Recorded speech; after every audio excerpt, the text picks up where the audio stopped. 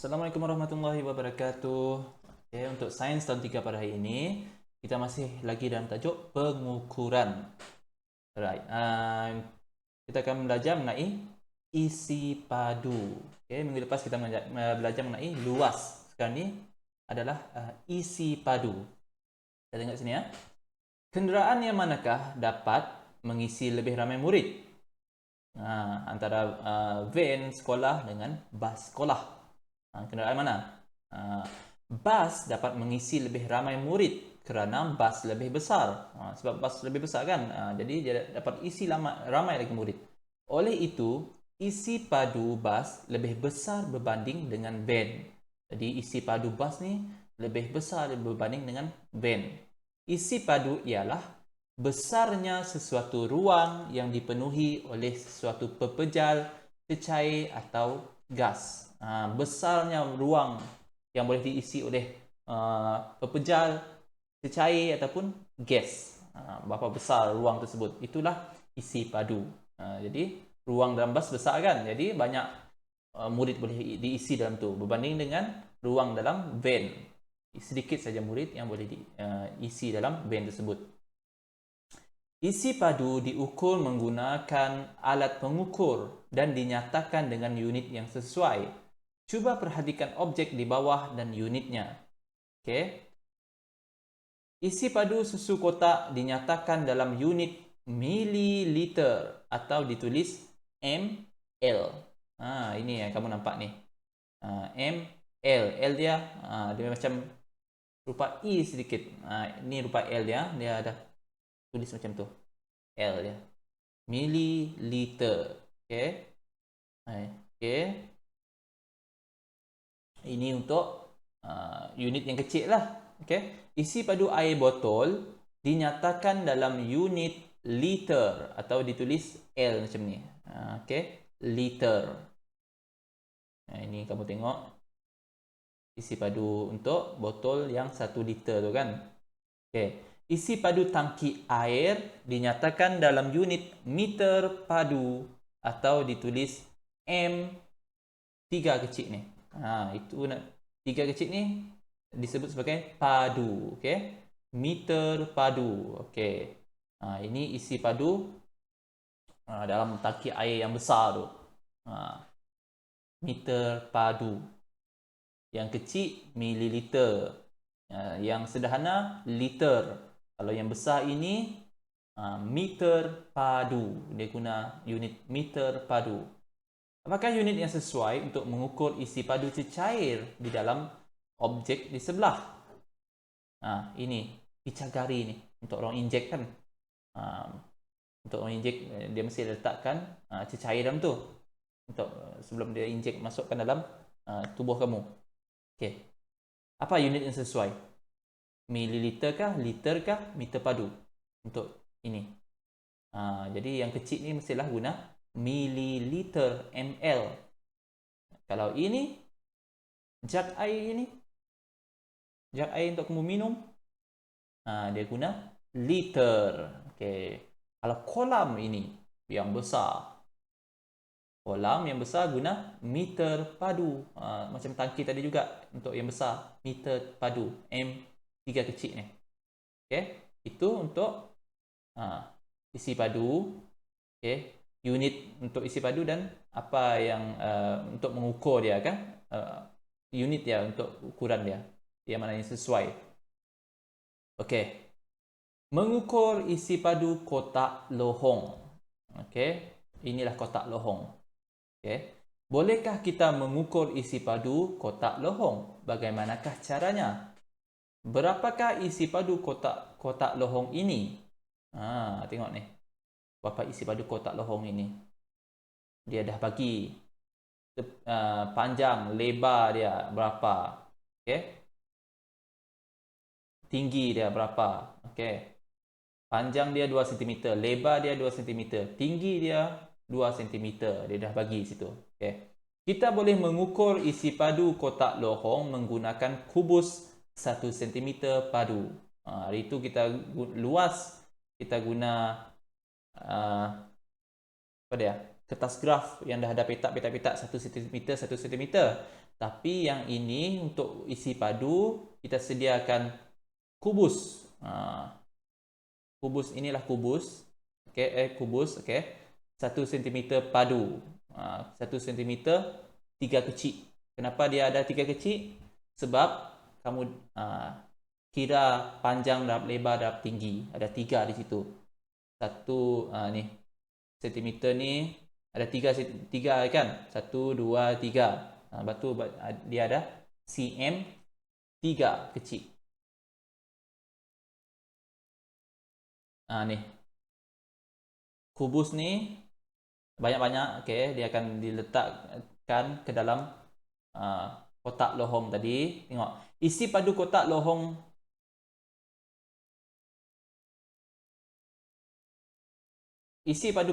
tersebut bersamaan dengan jumlah kubus 1 cm padu yang boleh memenuhi ruangnya.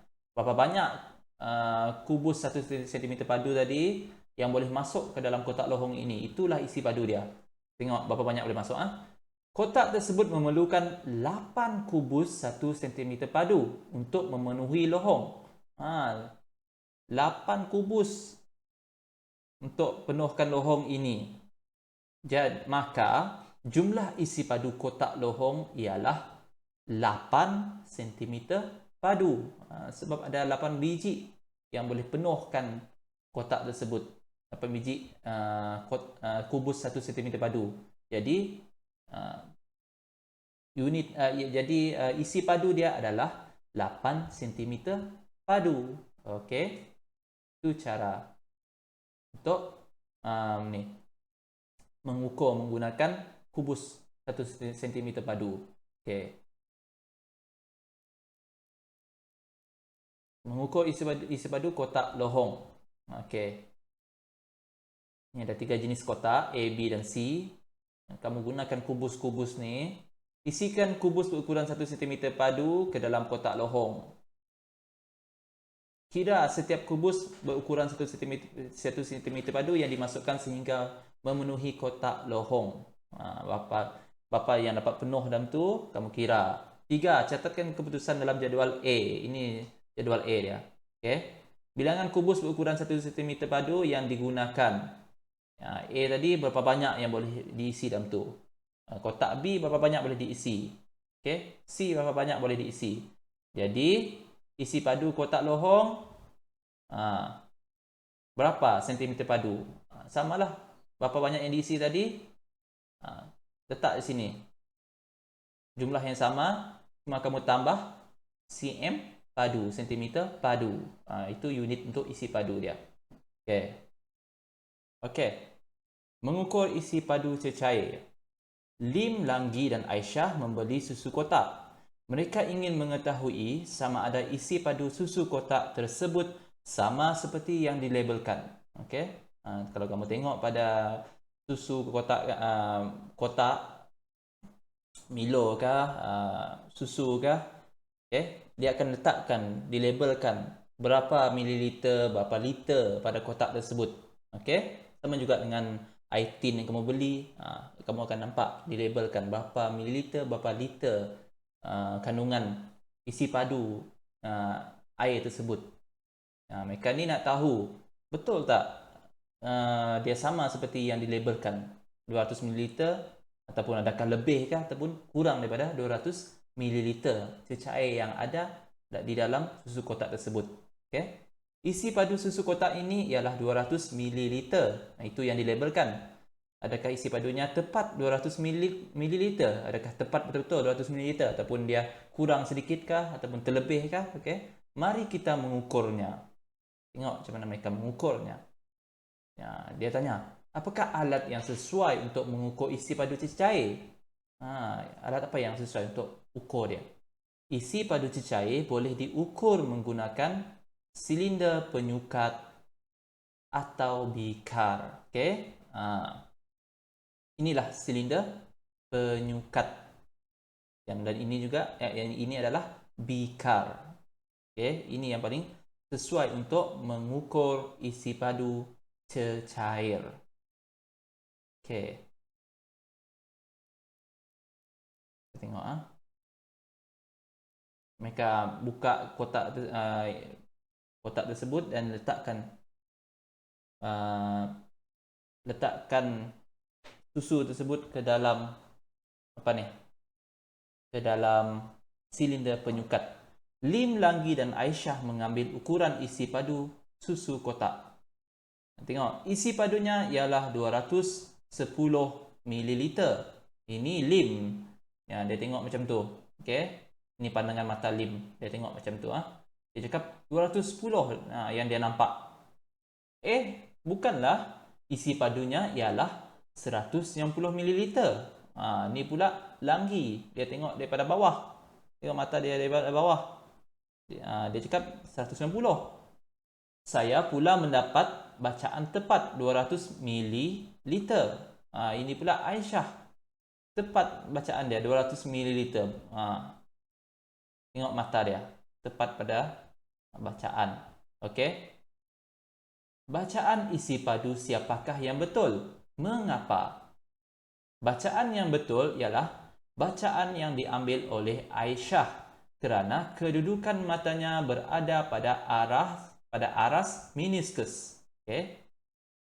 Bacaan dia, tengok mata dia tepat betul-betul pada aras meniskus. Ini meniskus ni, tengok pada aras ni, air ni. Meniskus ialah permukaan cecair di dalam sesuatu bekas yang kelihatan berkeluk. Okey. Inilah meniskus. Okey. Pada hujung dia akan naik sedikit, tapi kamu kena tengok pada yang ni, yang mendatar, bukan yang pada yang naik ni Kamu tengok pada yang di sini. Okey, itu aras meniskus. Okey, kalau kamu nak mengukur, kamu tak boleh tengok daripada atasnya macam ni ataupun daripada bawah dia. Kamu kena betul-betul pada aras meniskus ni. Okey, itu cara nak tengok dengan betul. Okey, nak mengukur dengan betul, melihat ukuran dengan betul. Okey, ini tak apa, tapi akan dulu. Okey, nanti ada latihan, ada muka surat 58 dan 60. Dia nak tengok cara kamu mengukur yang mana bacaan ni betul. Okey.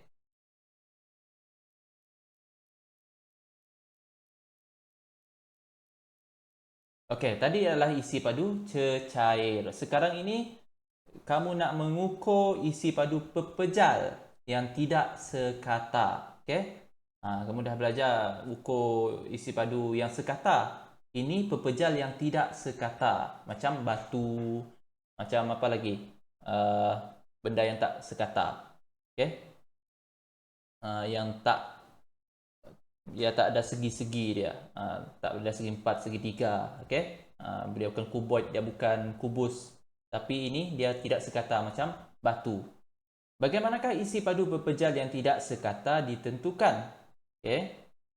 Isi padu pepejal tidak sekata ditentukan melalui kaedah sesaran air.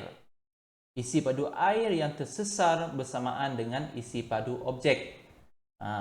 Inilah cara dia. Dia guna kaedah sesaran air. Okey? Macam ni.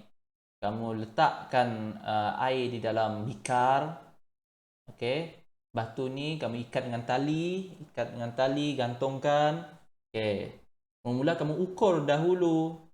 Okey, berapa bacaan di sini, bacaan air dalam bikar. Lepas tu kamu akan masukkan batu. Bila dah masukkan batu tu, air dia akan naik sedikit.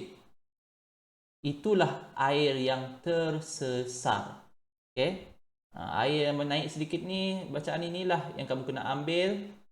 Itulah bacaan isi padu batu tersebut. Tengok kaedah satu ni. Okey. Bacaan isi padu awal. Okey. Bacaan isi padu awal, tengok. 200 ml bacaan isi padu air awal. Okey, sebelum masukkan batu. Bacaan isi padu akhir, bila dah dimasukkan batu, kamu akan nampak bacaan akhir dia adalah 30 ml. Di sini 30 ml. Jadi nak dapatkan bacaan berapa isi padu batu tersebut. Ini cara dia.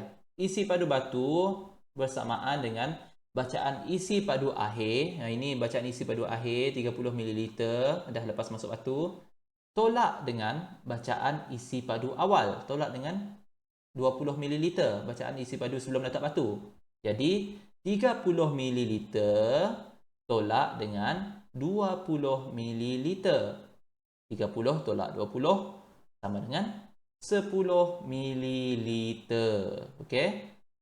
Jadi 10 ml tu itulah isi padu batu tersebut. Jadi isi padu batu tersebut adalah 10 ml. Okey. Kaedah yang kedua.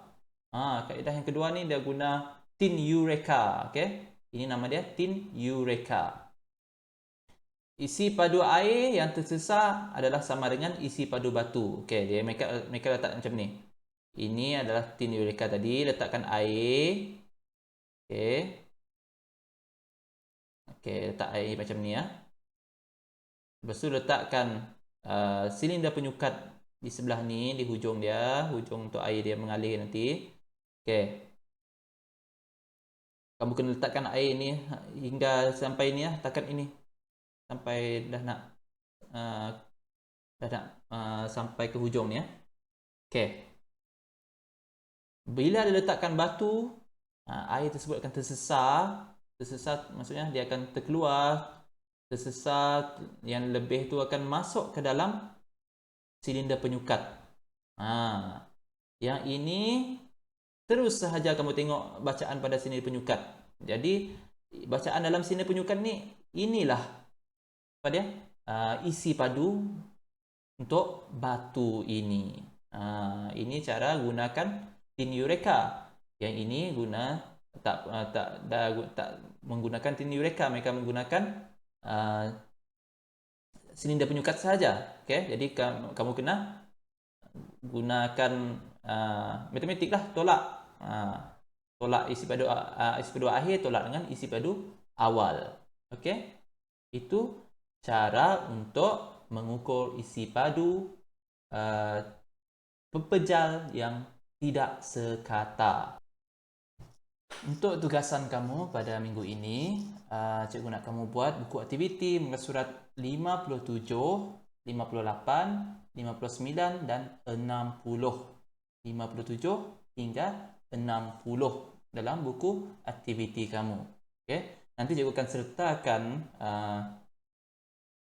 link untuk video YouTube bagaimana cara untuk membuat buku aktiviti 57 hingga 60 tersebut. Okey, kamu boleh rujuk di sana. Cikgu akan serta dalam Google Classroom ni sekali.